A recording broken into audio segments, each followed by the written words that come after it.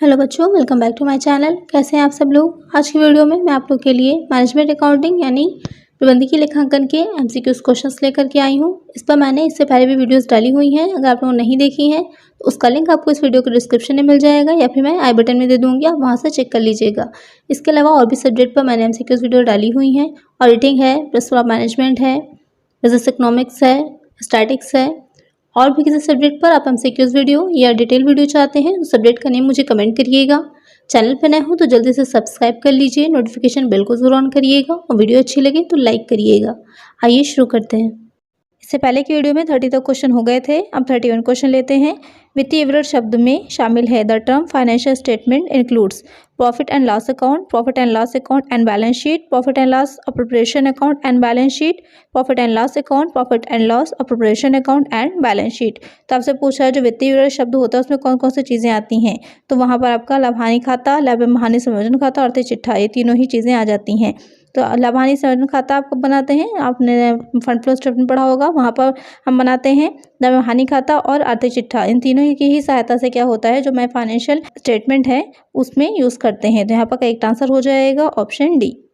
Next question है लाभानी खाता के नाम से भी जाना जाता है। Profit and loss account is also known as statement of earnings, statement of income, statement of operations, all the above. तो जो लाभानी खाता होता है उस और किस नाम से जाना जाता है, अर्जन विवरण, आय विवरण, क्रियाकरण विवरण, उपरोक्त सभी। तो ये तीनों ही नामों से लाभानी खाते को जाना जाता है। तो यहाँ पर करेक्ट आंसर हो जाएगा ऑप्शन डी।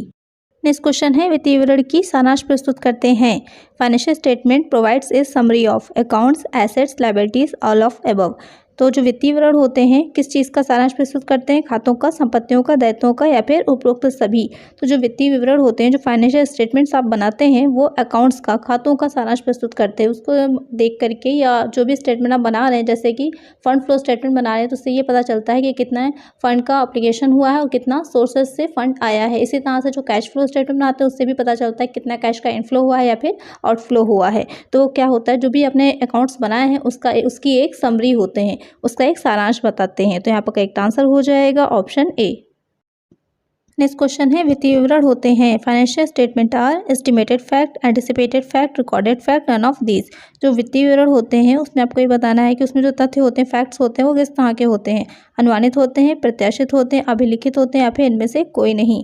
तो जो वित्तीय विवरण बनाया जाता है वो अभिलिखित तथ्यों यानी कि रिकॉर्डेड फैक्ट से बनाया जाता है। आपको पता होगा जो फाइनेंशियल स्टेटमेंट बनते हैं कब बनते हैं, जब सारा अकाउंटिंग का काम कंप्लीट हो जाता है, यानी कि जब फाइनल अकाउंट्स बन जाते हैं उसके बाद फाइनेंशियल स्टेटमेंट्स को बनाया जाता है। तो जाहिर सी बात है जो रिकॉर्डेड फैक्ट्स होंगे, जो भी अकाउंट्स हमारे पास ऑलरेडी बने होंगे, उसी की हेल्प लेकर ही क्या होगा, फाइनेंशियल स्टेटमेंट को तैयार किया जाता है। तो यहाँ पर करेक्ट आंसर हो जाएगा option C.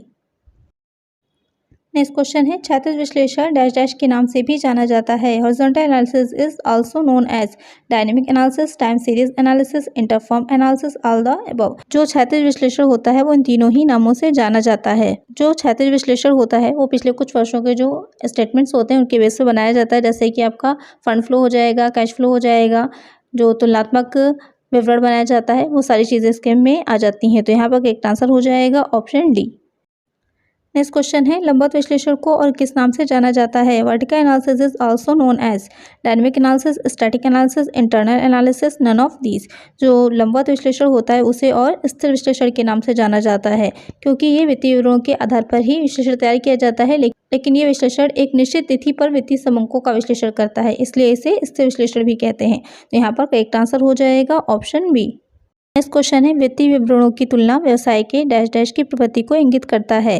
Comparison of financial statement indicates the trend of the dash dash of the business, profitability, performance, financial position, all the above. तो यहाँ पर क्वेश्चन आपसे पूछा जो वित्तीय विवरण की तुलना की जाती है वो व्यवसाय की कौन सी प्रवृत्ति को इंगित करता है, लाभदायकता को, निष्पादन क्षमता को, वित्तीय स्थिति को या फिर उपरोक्त सभी।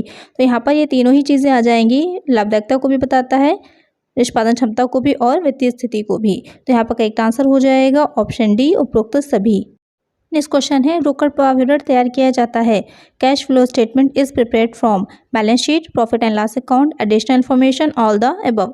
तो जो कैश फ्लो स्टेटमेंट आप बनाते हैं तो उसमें कौन कौन सी चीज़ें लगती हैं, आर्थिक चिट्ठा, लाभानी खाता, अतिरिक्त सूचनाएं, उपरोक्त सभी। तो ये तीनों ही चीज़ों का यूज़ किया जाता है कैश फ्लो स्टेटमेंट को बनाने में। तो यहाँ पर करेक्ट आंसर हो जाएगा ऑप्शन डी, उपरोक्त सभी।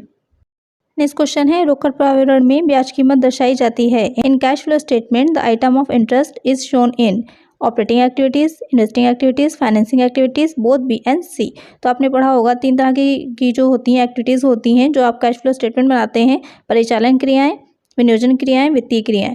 तो आपसे पूछ रहा है जो ब्याज कीमत होती है, इंटरेस्ट होता है, वो कहाँ पर दिखाया जाता है। तो जो इंटरेस्ट होता है वो विनियोजन क्रियाओं, वित्तीय क्रियाओं दोनों में ही दिखाया जाता है। विनियोजन क्रिया जो इन्वेस्टिंग एक्टिविटीज़ होती हैं उसमें जो इंटरेस्ट रिसीव्ड होता है वो दिखाया जाता है, और जो वित्तीय क्रिया फाइनेंसिंग एक्टिविटीज़ होती हैं जो इंटरेस्ट पेड होता है वो उसमें दिखाया जाता है। तो यहाँ पर करेक्ट आंसर हो जाएगा ऑप्शन डी, बी और सी दोनों।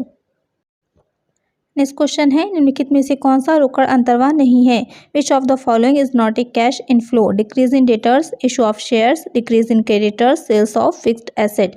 क्वेश्चन में पूछ रहा है, आपने पढ़ा होगा रोकड़ का अंतर्वाह और बहिर्वाह, यानी कि इनफ्लो और आउटफ्लो। तो यहाँ पे पूछ रहा है कि कौन सी ऐसी सिचुएशन है जहाँ पर रोकड़ का अंतर्वाह नहीं होगा। देनदारों में कमी से, अंशों के निर्गमन से, लेनदारों में कमी से, स्थायी संपत्तियों की बिक्री से। तो देनदारों में कमी, अंशों का निर्गमन और स्थायी संपत्तियों की बिक्री, इन तीनों से ही क्या होगा, रोकड़ का अंतर्वाह होगा। जो लेनदारों में कमी है, डिक्रीज इन क्रेडिटर्स से, इससे क्या होगा, कैश इनफ्लो नहीं होगा। तो यहाँ पर करेक्ट आंसर हो जाएगा ऑप्शन सी। आज की वीडियो में इतना ही, मिलते हैं नेक्स्ट वीडियो में कुछ और नए क्वेश्चंस के साथ। अगर वीडियो अच्छी लगी हो तो लाइक करिएगा, चैनल पर नए हो तो सब्सक्राइब करिएगा, नोटिफिकेशन बेल को जरूर ऑन करिएगा, इससे जो भी वीडियो में डालो उसका नोटिफिकेशन आपको मिल जाए। ज़्यादा से ज़्यादा फ्रेंड्स के साथ शेयर करिएगा। Thank you.